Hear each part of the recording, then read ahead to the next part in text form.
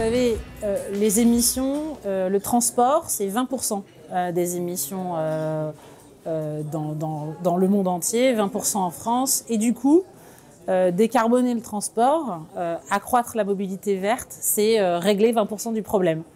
Donc c'est évidemment un sujet majeur, un sujet qui me tient à cœur, un sujet qui m'a toujours beaucoup tenu à cœur, parce que depuis le début de ma carrière, je voulais être utile. Et aujourd'hui, avec Eurostar, on est évidemment au cœur de cette décarbonation. Pourquoi ?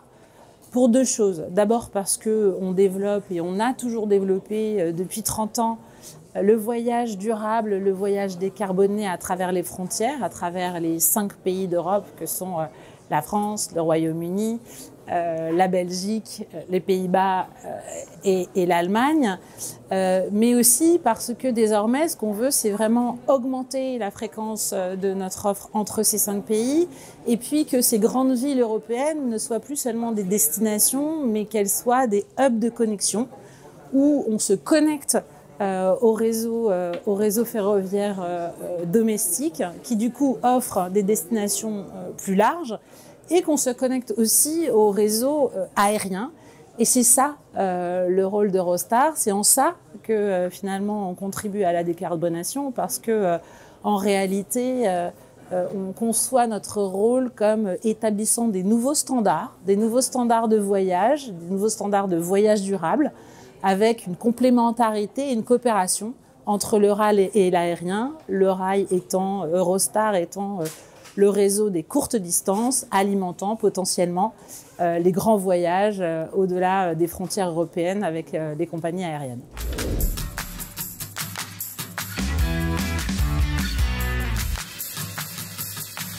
Accélérer cette décarbonation, ça veut dire vraiment penser différemment à la fois la manière de voyager à travers les connexions dans ces grands hubs, dans ce qu'on appelle les open hubs en Europe.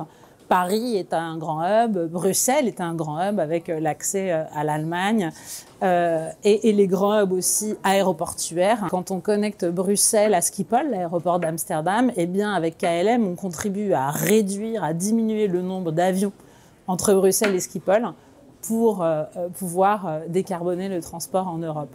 Donc une vraie volonté de penser les choses différemment et un petit peu au-delà, et c'est notre travail des frontières et des frontières mentales dans lesquelles nous étions jusqu'à présent.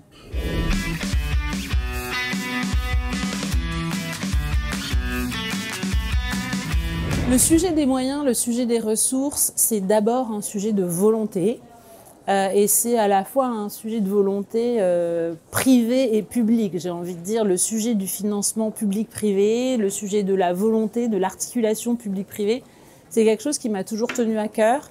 Et on voit bien que dans ces sujets de décarbonation, c'est majeur. Je vous donne un exemple. Aujourd'hui, nous, chez Eurostar, on travaille avec 6 réseaux d'infrastructures.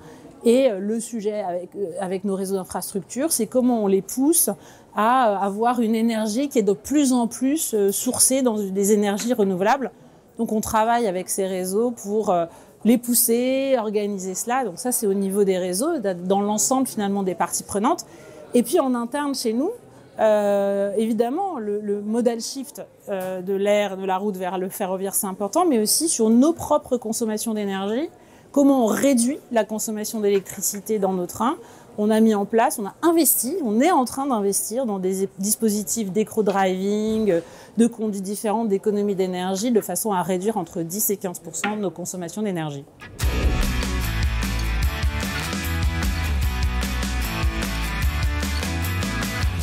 Le sujet, il est abordé dans de nombreuses questions sur l'automobile, l'aérien, évidemment dans le ferroviaire, mais j'ai envie de dire c'est un ensemble de financements. C'est à la fois nos propres financements en tant qu'entreprise, parce qu'on a une véritable volonté de décarboner. Et donc quand on investit dans des dispositifs d'éco-driving, quand on contribue à pousser les réseaux à mettre de l'argent sur la table pour que les réseaux ferroviaires développe des dispositifs d'économie d'énergie durable, on en finance une partie. Et puis il y a le sujet du financement public, de comment finalement cette volonté de décarbonation passe à travers soit des financements, soit des incitations à la consommation plus verte. Et là, je pense que l'ensemble des dispositifs peut être extrêmement inventif de cette manière-là.